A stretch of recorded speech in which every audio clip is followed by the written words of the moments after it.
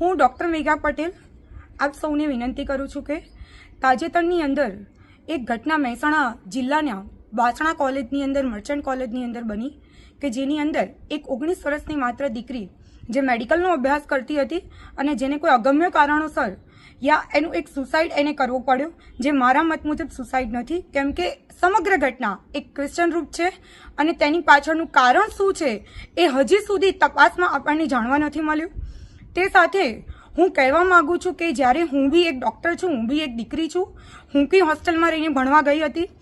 તો જ્યારે મા બાપ છોકરીને ડૉક્ટર બનાવવા માટે મૂકતા હોય છે ત્યારે ખૂબ આશાઓ સાથે મૂકતા હોય છે। આવા કારણોની અંદર એક દીકરી જ્યારે મેડિકલનો અભ્યાસ કરીને કોઈ પણ બાળક કોઈ પણ અભ્યાસ કરવા માટે બહાર ગયું હોય અને માતા પિતાને અને આપણા સમાજને જ્યારે ખબર પડે છે કે દીકરી સુસાઇડ કર્યો, તો જે ખરેખર આપણા માટે પણ દુઃખની ઘટના છે ને એના મા બાપ માટે પણ દુઃખની ઘટના છે। આ દીકરીએ જે કંઈ કર્યું એ માત્ર એમના મા બાપની જવાબદારી નથી, આપણા સૌની જવાબદારી છે। તો એના ભાગરૂપે હું આપ સર્વ લોકોને વિનંતી કરું છું, સર્વ સમાજના લોકોને વિનંતી કરું છું